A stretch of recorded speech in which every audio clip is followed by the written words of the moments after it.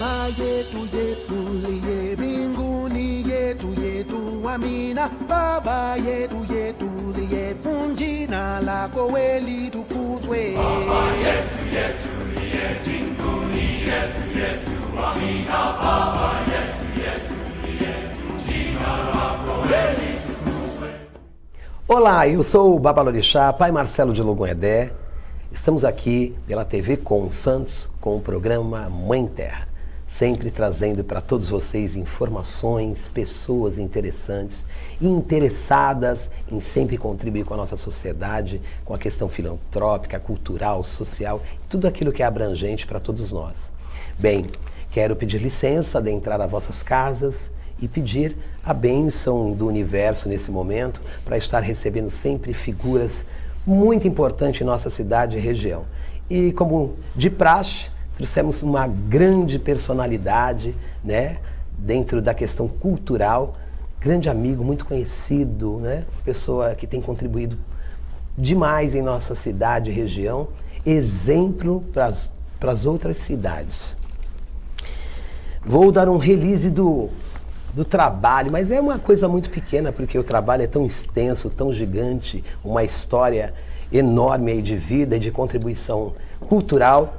E só para vocês terem uma ideia, poeta, contista e crítico literário, é das mais inventivas vozes da nova literatura brasileira, surgida na virada do século.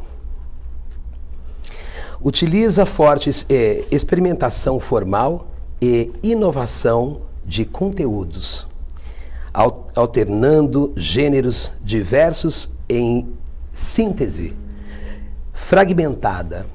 Professor em oficinas literárias em Santos e São Paulo.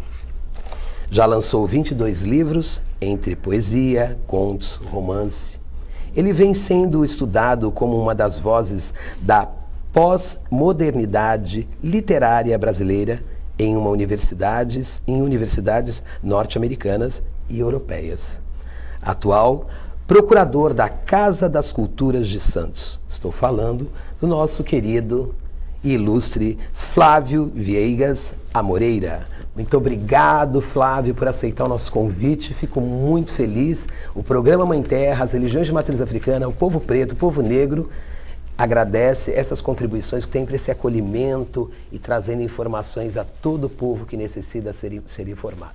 Muito obrigado, Pai Marcelo, pelo convite nesse prestigiado programa que tem simbolicamente um nome que é a resolução de todos os questionamentos e angústias da nossa contemporaneidade. Mãe Terra, Gaia, Geia, a mãe uterina que nos sustenta ambientalmente, energeticamente e que tem sido tão vilipendiada nestas mesmas questões ligadas à natura, à natureza, à sustentabilidade, ao meio ambiente. Se nós nos voltássemos à Mãe Terra de maneira visceral, nós estaríamos com uma enorme possibilidade de reverter todo esse drama climático, ambiental que nos avizinha. Os grandes saberes, os grandes sabores e sabores, Pai Marcelo, são etimologicamente a mesma origem. E nós precisamos, e de maneira visceral, enfatizo, resgatar os saberes e sabores ancestrais, os saberes e sabores arcanos, ouvir o chamado da floresta, das florestas. Nós precisamos nos voltar quase que de maneira xamânica a esse pedido que Gaia, que a Mãe Terra, nos faz de maneira eloquente para a salvação do planeta e, obviamente, a salvação desta espécie tão arrogante e, ao mesmo tempo, tão vulnerável que é a espécie humana. Então, é uma grande satisfação, porque no título do seu programa, que é um programa muito assistido na nossa região, no litoral paulista, e muito divulgado também nas redes sociais, eu acompanho. Nós temos já no título um conceito daquilo em que tudo e sempre eu venho acreditando.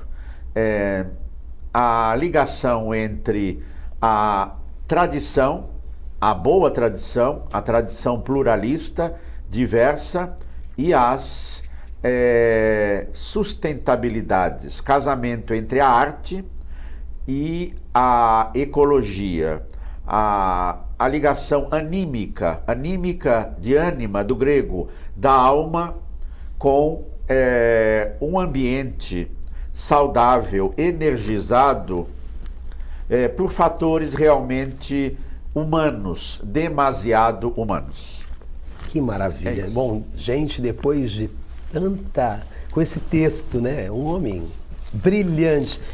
Gratidão, Flávio. Eu que agradeço. E o povo de matriz africana, nosso segmento afro, né? O povo preto, o povo negro, que tanto luta por um espaço e para demonstrar publicamente a arte, a cultura, do modo geral, a filantropia, o social, que já vem sendo executado há muitos anos dentro dos terreiros e que sempre foi muito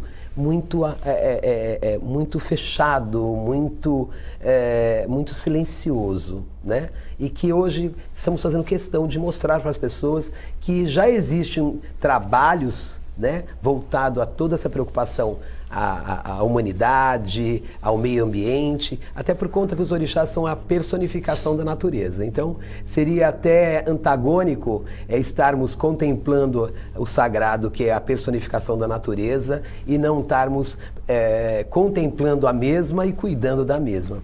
Flávio, conta um pouco para nós, para os nossos telespectadores, que você é uma figura que eu conheço, é muito comentado em toda a região e pelo Brasil inteiro. Quem é o Flávio Veigas, né? E continua um pouquinho, né? Que eu sei que o tempo é curto, né? O nosso programa é pequeno, mas é grandioso.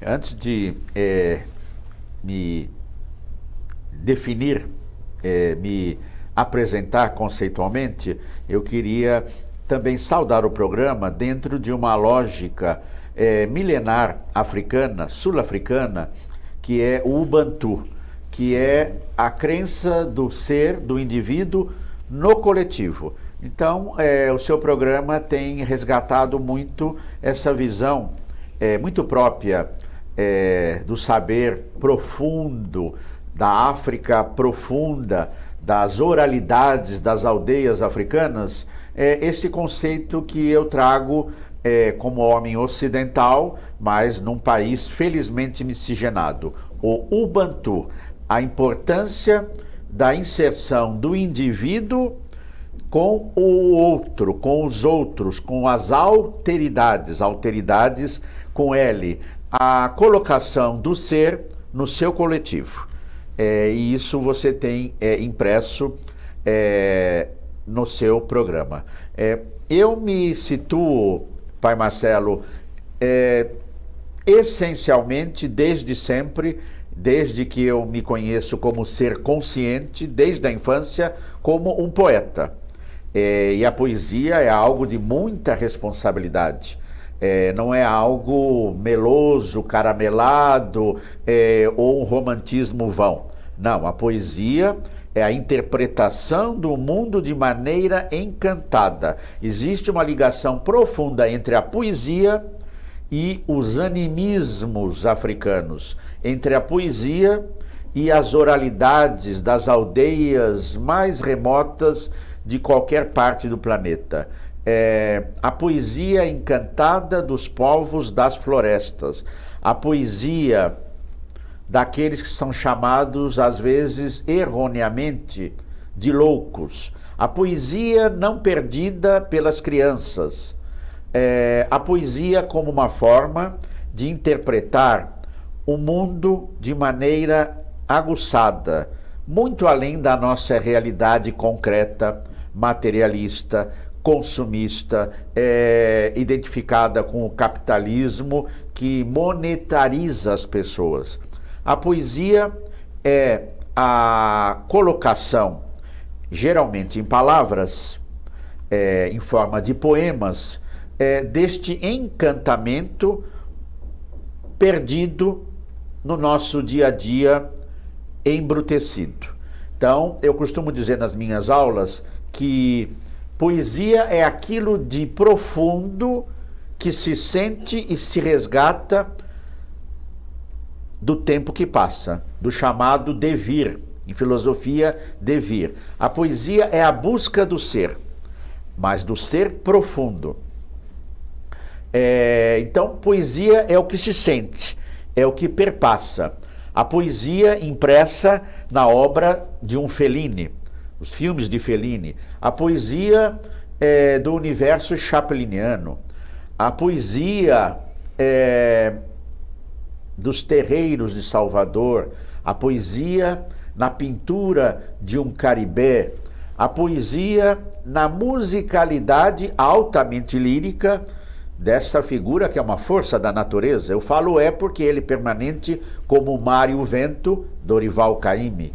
A poesia das telas de Picasso, a poesia da dança de Pina Bausch, ou a poesia do Grupo Corpo no Brasil. Isso é a poesia. Agora você tem o poema, que é a poesia encarnada em verso, a poesia expressa de maneira gráfica, a poesia escrita. Então, o poeta não é só aquele que escreve poesia. O poeta é um gênio como Caetano Veloso. O poeta é um mestre como um senhor nascido no Morro da Mangueira, de família humilde, lavador de automóveis, que nos deu espantosamente uma obra imortal, o Cartola. Cartola. Então, a poesia de Cartola. Então é isso. Poesia é a captação do encantamento que as pessoas chamadas normais, na sua desatenção para o milagre, não captam.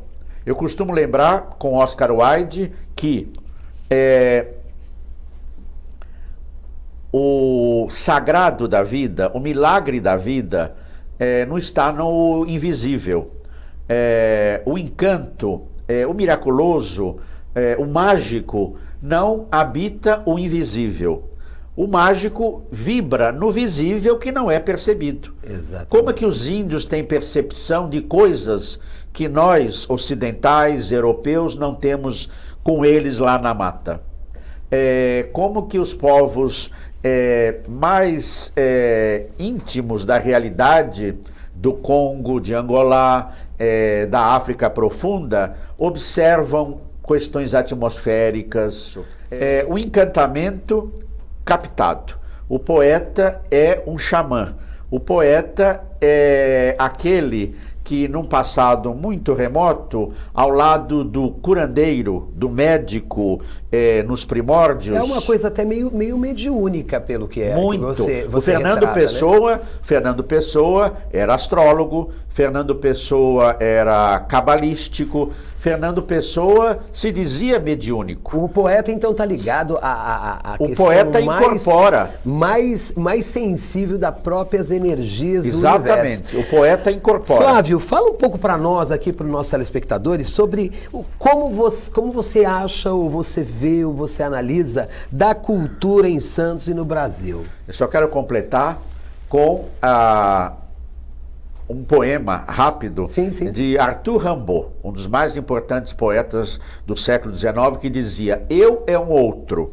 Ou seja, o poeta tem vários eus profundos, várias camadas de percepção e de personificação. Tanto assim que o Fernando Pessoa, que eu citei, mediunicamente se colocava na figura dos seus heterônimos, dos outros, como Ricardo Reis, Álvaro de Campos, Alberto Caeiro, que ele criava, como outros eus, porque ele não se continha. A cultura em Santos vive um momento pujante, graças a dois fatores. A atividade incessante de coletivos das novas gerações de dramaturgos, de artistas plásticos, de escritores, de grupos de dança, de grupos de slams. O que é slam? Slam é a poesia, a batalha de rima, principalmente de jovens das periferias, das chamadas periferias, porque o melhor da arte no Brasil hoje é feito nas chamadas comunidades, nas antigas favelas, nas periferias, que na verdade não são periferias, são o centro da melhor produção do rap, do funk, dessas batalhas de comunidades, rimas, né? Das comunidades, os slams, o grafite, enfim. Então, a nossa região, o litoral paulista, mas mais precisamente Santos, está numa fase que lembra os momentos de apogeu com Plínio Marcos, com Patrícia Galvão, a nossa Pagô, com o grande compositor Gilberto Mendes, com figuras que colaboraram muito para o Brasil a partir desta criatividade inata do santista, ou do santense, como eu gosto de chamar. Portanto, no último mês agora, eu participei do festival, da abertura do Festival de Jazz na Casa das Culturas de Santos. Nós temos aí um festival de cenas importantíssimo de nível nacional, o FESET. Nós vamos falar sobre a Casa das Culturas, espera lá. Deixa nossos telespectadores atentos, porque olha... Em breve, em agosto, nós vamos ter um festival importante do tempo da Patrícia Galvão, o Festa. O que mais que eu tenho participado? Eu participei num módulo, numa palestra sobre o centenário de Marcelo Mastroianni, naquele charmosíssimo cinema de praia, ali no Canal 3, dentro do festival, do Santos Festival de Cinema, do Cine Santos Festival.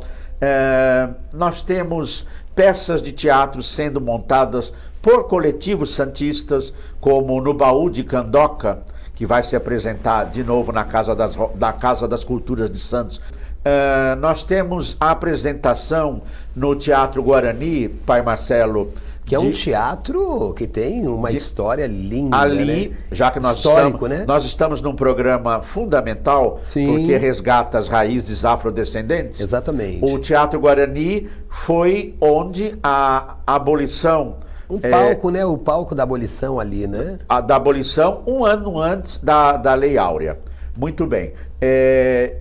No Teatro Guarani, nós temos uma escola Wilson Geraldo, que está fazendo 15 anos, dirigida pela Renata Zanetta. Apresentação diária de peças, principalmente de peças de Bertolt Brecht, com atores e atrizes da nossa região, 50 a mais. Que 50 a mais. O Sesc tem uma produção incessante, o Sesc Santos. Nós vamos ganhar agora, nos próximos dias, um novo equipamento, que é o Parque Valongo, sim, que muda a face da cidade. E nós temos, felizmente, uma gestão amiga dos artistas. Isso é muito positivo. Que segue uma máxima que eu muito defendo de Oscar Wilde, que é: ao Estado cabe fazer o que é útil, ao artista cabe fazer o que é belo. Então vai ser bom a pergunta que eu vou te fazer agora, dentro, já pegando o gancho da sua fala agora. Qual o poder das políticas públicas em integrar os jovens? Essa é a primeira pergunta. E as soluções que poderiam ser feitas no seu ponto de vista, Flávio? Esse vasto conhecimento. Você já usou um conceito fundamental, que é o conceito de políticas públicas. Nós precisamos de políticas públicas para a cultura, especificamente para a cultura. Nós precisamos de inserir, principalmente os jovens das periferias, dentro de um processo de acessibilidade cultural. Dar acesso aos jovens à produção que surge na nossa região e também ouvir a produção dos jovens das periferias. Nós precisamos de oficinas de música, nós precisamos, por exemplo, de oficinas de percussão, nós precisamos, como é feito no seu espaço cultural e no Arte no DIC, nós precisamos de mais escolas de dramaturgia. O teatro é a arte total. O teatro propicia muito profissionalismo em funções associadas, iluminador, figurinista, cenógrafo. Nós precisamos também de espaços de ligação entre o digital e o analógico. Nós precisamos, e nós temos conquistado aqui em Santos, espaços culturais como centros de cultura com bibliotecas, no sentido tradicional, mas também acessos à tecnologia. Jovens que não têm condição de fazer uma pesquisa escolar porque não tem Wi-Fi, porque não tem acesso à internet. Os chamados pontos de cultura. Nós precisamos de levar mais espaços como esse, de maneira capilar, com capilaridade. A Vila Progresso no Morro Nova Sintra já existe, mas isso precisa se ampliar. A Zona Noroeste, nós vamos ganhar uma escola de cinema no Valongo. Nós temos um projeto fascinante de importância nacional em Santos, que é o Quero. O Quero é maravilhoso. Já citei o Arte no Dique. É isso, levar o chorinho. Não é? A arte do chorinho, que é muito arraigada em Santos e de nível nacional. E agora virou até lei, uma lei nacional, né? Exatamente. Nós vamos entrar em mais assuntos, mas nós vamos para um breve intervalo. Ótimo. E já voltamos já.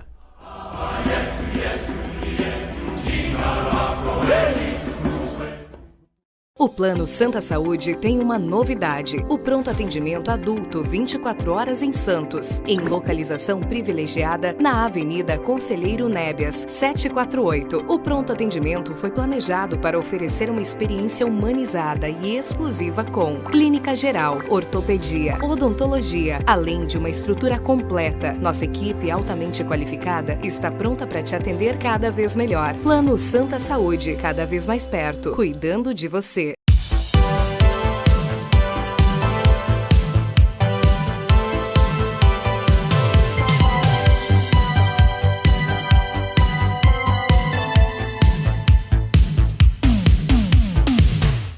Olá, eu venho trazer uma novidade para você que tem o sonho de ter o seu podcast. Agora é possível aqui no estúdio da TV Com Santos. A TV Com preparou um espaço todo pensado para criadores de conteúdo. Nós podemos fazer o seu cenário, sua marca, gravar os seus podcasts e até transmitir. Então, se você tem alguma dúvida, entre em contato conosco através desse telefone, fale com a nossa equipe e com certeza você terá um programa incrível.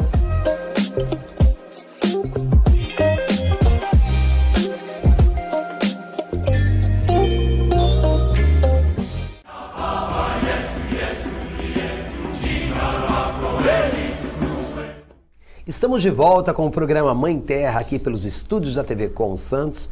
Estamos nessa conversa, nesse diálogo, nesse conhecimento vasto sobre a cultura aqui na nossa Baixada Santista, na nossa cidade, e com uma pessoa que tem um conhecimento vasto, nosso querido Flávio Veigas, nosso poeta, nosso artista, uma grande liderança aqui em nossa região, e que Santos tem o privilégio de tê-lo aqui como santista, claro, e como essa liderança aí na questão cultural, e um poeta, escritor. Isso é maravilhoso.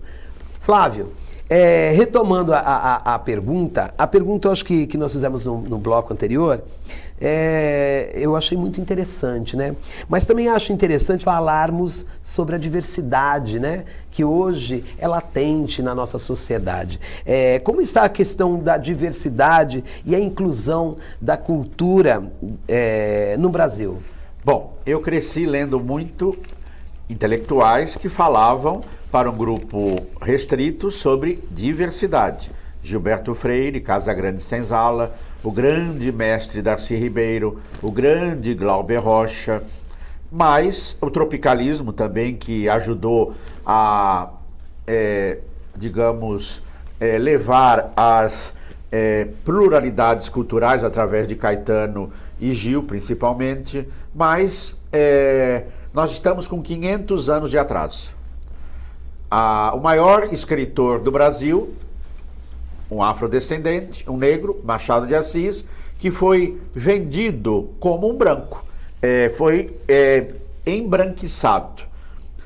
Hoje nós temos A maior escritora do Brasil. Você sabe que nós, não lhe cortando, mas já lhe cortando, fiz uma entrevista aqui com um professor e que ele falou uma coisa que eu já tinha havido pensado e é uma grande verdade. O Brasil não conhece seus heróis negros. Lima Barreto, um gênio, da mesma estirpe intelectual de Machado de Assis. João do Rio, nosso maior cronista, afrodescendente, homoafetivo, mas que chegou à Academia Brasileira de Letras e só agora tem sido resgatado. Uma grande mestra da literatura brasileira que só agora tem sido colocada no panteão que ela merecia. Carolina Maria de Jesus, autora de Quarto de Despejo. Mas hoje mesmo, a maior escritora do Brasil, afrodescendente, nasceu em situação precária, humilde, hoje é uma doutora, mestra em literatura, Conceição Evaristo. Conceição Evaristo. Nós temos vozes que há 30 anos, pai Marcelo, eram impossíveis de serem ouvidas. Ailton Krenak e Davi Kopenaua. A maior filósofa do Brasil, pensadora, santista, Djamila Ribeiro. Djamila, grande Djamila. De maneira que, respondendo sobre diversidade, nós estamos 500 anos atrasados devido ao eurocentrismo, ao predomínio branco, masculino e com viés ocidentalizante. Nós precisamos agora levar às escolas, aos currículos, pedagogicamente, a nossa ancestralidade, a nossa história pré-colombiana, a arte marajoara, os saberes e sabores, como eu disse no começo, dos povos originários, e a importância da história da África. As histórias, no plural, dos vários povos que compõem algumas civilizações que influenciaram a Grécia, influenciaram Roma, compreende? Que maravilha. Isso. Nós temos um grande pensador francês, que foi um dos fundadores da Universidade de São Paulo, Roger Bastide, a USP, que tem um livro clássico chamado, um filósofo francês, um pensador francês, um etnólogo francês, Roger Bastide, O Candomblé da Bahia.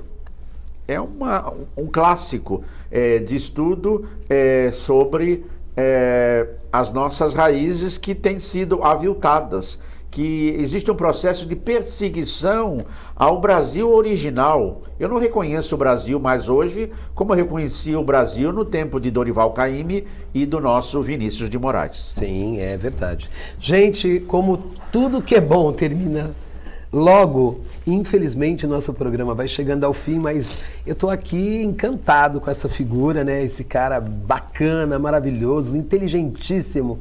Quero agradecer a todos vocês pela audiência, quero agradecer os nossos parceiros, a TV Com Santos, a participação do nosso querido Flávio, que é esse cara maravilhoso. Vou já fazer o convite aqui para ele retornar no próximo programa, porque tem centenas de pedidos, de perguntas. Por favor, eu gostaria que você voltasse aqui. Então já fica o convite aqui e vou trazer o Flávio aqui para falar de novo.